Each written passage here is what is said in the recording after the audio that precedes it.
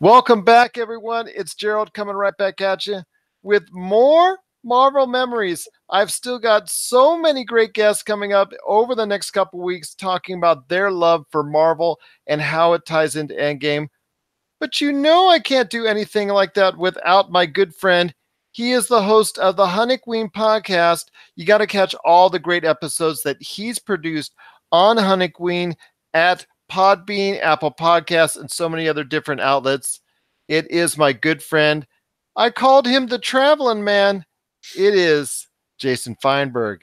Jason, just so great to have you part of the program once again. And again, thank you for having me on here. Yeah, I was in your neck of the woods last month, but we'll get there when we get there. In the meantime, I know why you asked me here, and I came so close. Had I been there a few months earlier, Disney California Adventure was selling this exclusive souvenir cup that was shaped like the Infinity Gauntlet. And I was like, they're selling on eBay now for like thrice the price. Of And course. and they're selling these knockoffs of it. But I gotta tell you, if they would just expand, because it seems that Disney California Adventure is really pushing more Marvel, and as they should, because as you know, that was an expansion. It was supposed to be Westcott, and it became California Adventure. So when I was there, they tore down a lot of the old attractions, and they put up Guardians of the Galaxy Mission Breakout, and they're putting up a Spider-Man attraction, and they're going to be putting up an Ant-Man and Wasp attraction. So they're real, and I've heard rumors that there is going to be a Star Wars themed hotel in Orlando, but I think in Disney Japan or Hong Kong, they're going to have a Marvel themed hotel to make it look like Stark Tower. And they're going to have to eventually do something totally devoted to the Marvel universe there at both locations as far as a Marvel land is concerned. We obviously know Star Wars land is actually, well, Galaxy's Edge is right around the corner at both the Anaheim and also the Orlando locations. We'll get your reservations now, especially if you're going to the Anaheim one. But at some point in time, they're going to have to commit to a full-fledged Marvel area devoted to Marvel fans such as you and I. But I want to hear your thoughts, my friend, from the past 10 going on 11 years now in the Marvel Cinematic Universe. Your one Marvel memory that just touches you so much that you think is going to tie into Avengers Endgame really well. It could be a character, could be a movie. You tell me. I'm going to go with Guardians of the Galaxy Volume 1.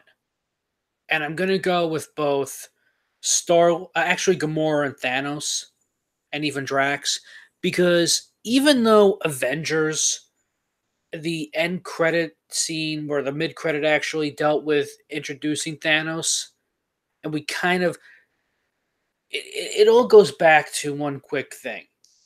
Hashtag adulting sucks. And when I read in the paper when Marvel was going to be bought by Disney, I was like, okay, well, I, I have to pay rent this month. I'm working. Okay, fine, whatever.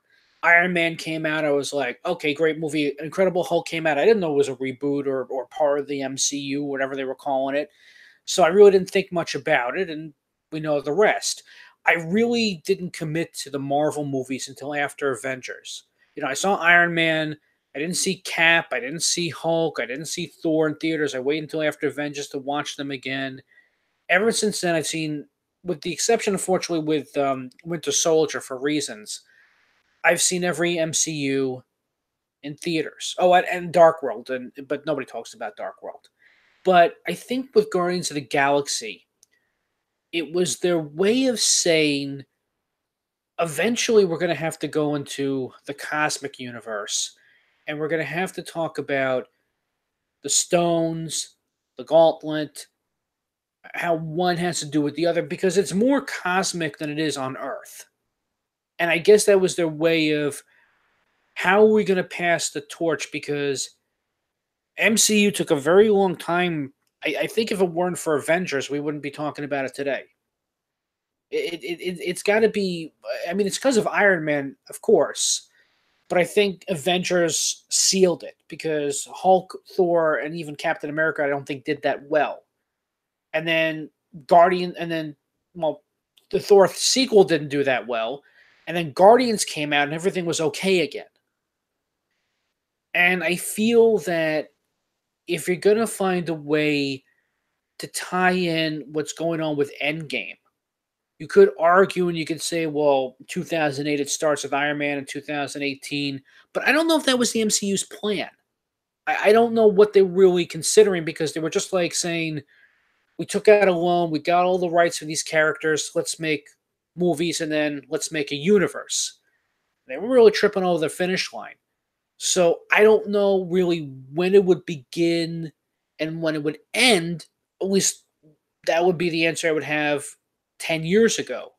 I think once Guardians came out, that pretty much cemented how the MCU was going to be cemented and how it was going to tie into the past and how it was going to deal with Avengers and how it was going to deal with Tony and how it's going to end with the first run of the MCU and transition to the cosmic universe. And I think after that, everything is going to start to die down a little. That it's kind of like because the first three phases are considered the Infinity Saga.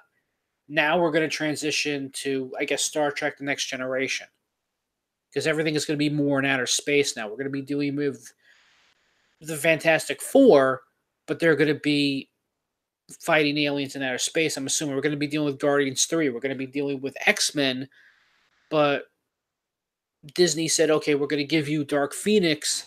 That takes place in outer space. So we're going to get that as well.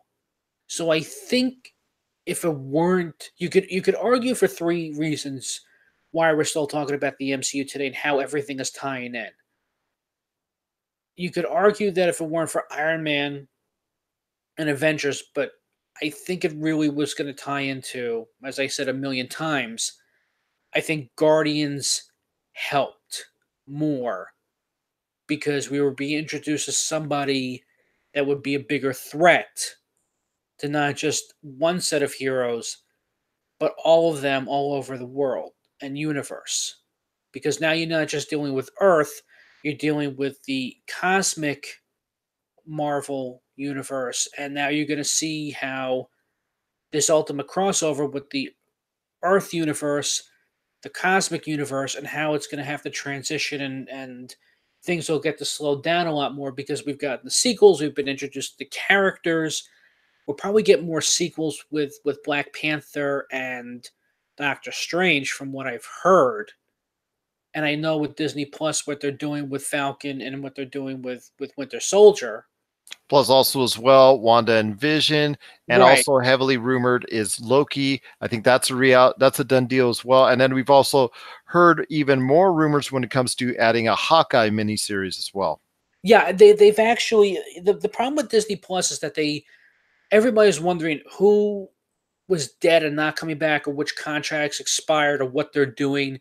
Disney Plus kind of let the cat out of the bag with a lot of things, including Loki. They kind of made it clear that it's not only that character, but the original cast of characters. And Hawkeye, I think, has been cemented as well because I don't think they could do a Hawkeye movie. They've already mentioned they're doing a Black Widow movie. So unless he's in it and they do Budapest because there was a fan poster called Budapest. Well, and then also it's referenced in Avengers, which you so astutely put it, is I think one of the biggest moments in this MCU because of the fact, like you said, it legitimized the whole Marvel Cinematic Universe as a whole, and it was the first time we've actually seen a collection of these heroes in all these other movies coming together as one, and people could start seeing something out of this and seeing an pardon the pun, end game from it as far as what this universe is all about. I mean, we've seen collections of superheroes before briefly in films in the past, but it was already, they were there, and if possible they would try to branch them out, but it too limited to almost no success after that. This was the time where you had after movie after movie, making origin stories for all these characters and then bringing them into one cataclysmic event in the Avengers and letting it go from there. And I think that was very astute on your part, seeing how the Avengers was the big test. It passed it just tremendously with over $1 billion in revenue worldwide. And it really took the Marvel Cinematic Universe, it kicked it up a notch, got my attention, and it got a lot of other people's as well, including your own. Yeah, because here was the thing. If you asked me back then when Avengers came out, I said Iron Man I would see again, and Hulk and Thor and Captain America I would just wait to come out on video, which I did. But once we got Avengers Age of Ultron, I went back and really reconsidered what this universe or this was a very ambitious project to start off with.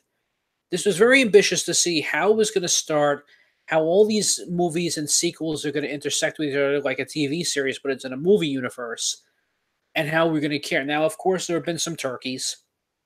The Iron Man sequels, in my opinion, I have a really big problem with the third one, especially what they did with the Mandarin, because I understand that it's a racist character, but if you had Ben Kingsley, you could have made an excuse and said, okay, well, he just comes from Asian descent, and he didn't even use an Asian accent, but that's nor here or there. And I heard that they may actually be bringing a Mandarin series as well, or sort of bringing him back. They kind of alluded to a short film called Hail to the King. As for Thor, I don't think they really know what to do, because that Dark World sequel apparently was one of the worst sequels in the MCU. Ragnarok just barely did well, but they don't really know what to do with Thor unless they put him with the Avengers. So it's a crapshoot. As for Doctor Strange, I don't know if anybody really wants to see a sequel, because people are like, well, like me, I'll watch it in IMAX 3D, but when I watch it at home, it's not that great of a film. The problem with Infinity War is that when you put all these characters in one movie, it's hard to give each one lines in a story and who's going to play off of who, because they're all trying to act like Robert Downey Jr. because his contract expired. And he mentioned that last year, that Endgame was going to be my last movie, and Chris Evans mentioned that, and now even Mark Ruffalo and Chris Hemsworth have mentioned that. So we don't know what their fates are going to be, but all we know is that contracts have expired and they want to do other things. And we haven't really seen a fourth individual sequel other than an Avengers film. So I don't know where this is going to lead off on, or it's definitely not going with the comics, because there were three Infinity stories. There was Gauntlet, War, and Crusade. And one doesn't seem to have to do anything with the other because they're kind of making their own story, but we have a villain that is probably the most complex villain in the MCU. We have Thanos. And in all honesty, the MCU villains have kind of been iffy. And then Well, the finally, best well the best stories to me have been the ones that they lift certain elements of the comics, whether it's Marvel, The Walking Dead, or whatever. They lift elements of it and they go ahead and build a narrative around it, but they don't take it liberally 100%, or they don't just shy away from it 100%. They find those elements which are good and build upon that with its own narrative to make it stand out from the comic book. Like for instance, the Infinity Gauntlet comic book, they've taken elements from it, but they haven't just liberally just put the whole thing out there and just made the Infinity War just like the Infinity Gauntlet. No, they didn't do that. They took elements from it, but they didn't exactly grab from it 100%. And that's what I like. The best movies and comic book adaptations don't take 100% from it, but they just go ahead and take parts, usually the best parts from it, and also go ahead and make their own narrative and own story from it. well, they can't just do panel by panel, because that's what they did with Watchmen, and people complained about that. I do like the fact that Civil War was a totally different story. It didn't deal with what it had in the comics, because there was no way for a Disney movie. As you know, Civil War started because you had C and D list superheroes that tried to stop a major supervillain, and it ended up costing the lives of kids at a local school. And that's why Civil War began, because Tony Stark decided to sign an act to like reveal his secret identity, and Captain America didn't want that, and that's why the two fought. Here they had to do it over Bucky and other reasons, and it works. I do care about a few of the characters, but I think when they're Avengers, that's one thing. When they have individual stories, it's kind of iffy. But I think, and if, I don't even think these are sequels. The best stories I feel are Captain America's. Winter Soldier came out of nowhere, and Civil War I watched last night, and then also came out of nowhere. But I'm glad that you took the most ambitious story ever about the Gauntlet, and you kind of changed it around, and you kind of made up for what they did with Age of Ultron, where we have to destroy the world in order to save it. But I think it took me a while for the light bulb to go off after several viewings of Guardians of the Galaxy 1, where Thanos just pretty much mentions that he's bored. Certain politics bores him. And Ronan the Accuser pretty much, didn't even remember that he killed Drax's family, or Thanos could care less. It's like that bores him. That, revenge bores me, vengeance bores me. What's your point? Thanos can give his speech all he wants to about why he's destroying half the universe. But I think at the end of the day, my hypothesis, and I'm sure he's going to say whatever he wants to in a couple weeks, that he did this because he was looking more for a worthy opponent than trying to save the universe by genocide. I think it's because Thanos is one of the more powerful villains, and sometimes he's an anti-hero. It's very hard to kill him. There's a story out now where well, actually, it's not new. It came out a couple years ago, but I just came across it now, where Lady Death kills him with god cancer. And I just feel that this is a character who is omnipotent, and he doesn't know what to do with his stature. He doesn't do strength. He just likes destroying things for the sake of destroying things, but he wants a worthy opponent. And I think he annihilated half the universe to get somebody's goat. I don't think he really cares about genocide to save people, because if he really wanted to destroy half the universe in order to save it, he could have also made the male population sterile and the female population barren, which they can never repopulate. And if he really cared, he could have snapped his fingers and created pocket universes and made sure that nobody, or nobody had the need for food or end world hunger. There's a lot of things he could have done to play God. But no, I think he just did it because he's like, okay, I want to piss somebody off, and maybe now I'll get a worthy opponent for a worthy battle. This is why I did it.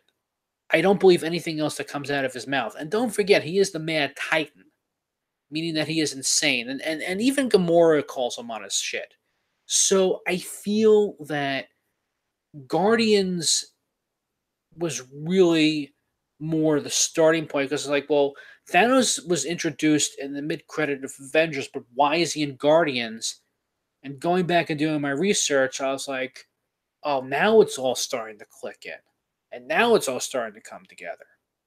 So I think even though the Russos want to make a more original story to possibly one of the greatest comic book stories I ever read in high school, it's going to be really interesting what they do in 2 weeks. And it's a shame they didn't make 3 of these movies, that they're only doing Infinity War and Endgame. It would have been better instead of having Age of Ultron, but it's also understandable as well. I don't know what's going to happen afterwards, because there are rumors that Galactus is in the movie, but I guess we'll have to get there when we get there. Once again, it is Jason Todd Feinberg from Hunniqueen. You got to check out his awesome podcast today on Podbean, Apple Podcasts, Spotify, and so many other different outlets. One last question to ask you, as always, my friend, and that is, educate all of us on why. Well, actually, I've already been educated, because I've actually listened to quite a few episodes already in the past. But educate us on why Hunniqueen is always a great time for everybody listening out there. I have to phone a friend on that one. Yeah, but you know what? I've been in my hiatus. I'm gonna be doing some vlogs for a while. Um, Yada yada, more personal stuff. But listen, I thank everybody who had listened, and I think when you come on and guest, and some stuff may happen again in the fall. But in the meantime, if you can check out the archives and just leave a nice little review, it's on Podbean and Apple Podcasts. I would appreciate it. As long as I got one person listening, I continue to do it, and we'll be back in some sort of format. Or right now, I'm just doing guesting duties, and I wish I could talk more on Endgame, but it's gonna. In order to give you answers, this would have to be like a 6 hour, and I have done those, a 6 hour roundtable discussion on those comics and last year's movie and this year's movie. So I know that everybody's going to be going on the internet in 2 weeks and going like, "Oh my god," and not shutting up about it. But I do want to thank everybody who had listened to our World War Hulk discussion and our. I know Shazam came and went, and it did number two again at the box, which is great. It's going to do number one at this time that Oh we're no, no, I'm sorry. speaking. I'm sorry. No, what I meant to say was it's number one for a second week. That's correct. That's correct. Yeah. Hellboy Yes. is unfortunately meeting a sad demise. Well, I would love to talk about that, but I've heard the stories that there were so many reshoots with that movie and so many issues, and unfortunately, Selma Blair has MS, and Ron Perlman and Giro couldn't do it, or I don't know what the issue was, and I know they don't want to do it without her. So it is a shame, and I kind of wanted to drag myself to see it out of curiosity, but I just heard other than seeing Baba Yaga in that movie, I'm not. But Shazam, yeah, that I would see a couple more times. I mean, I like the fact there's competition. I listened to your review. Shazam is definitely worth your time and money, and also get your hands on the new Shazam comics that came out, because they do discuss the Seven Realms, and they have a candy land and a video game land. Those are part of the realms. The alligator people, they're part of Zootopia. Yeah, Shazam is definitely going to be worth your time.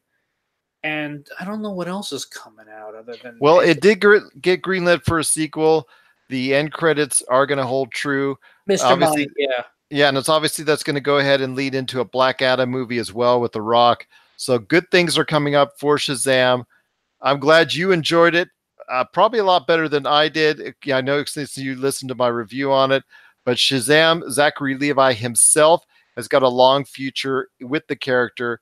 But I just cannot thank you enough for taking the time to sharing your Marvel memories with us. You were so great every time you come onto the air with us, and we just can't appreciate any more than what you do for us. And just so thankful to have you a part of the pop culture cosmos. thank you again.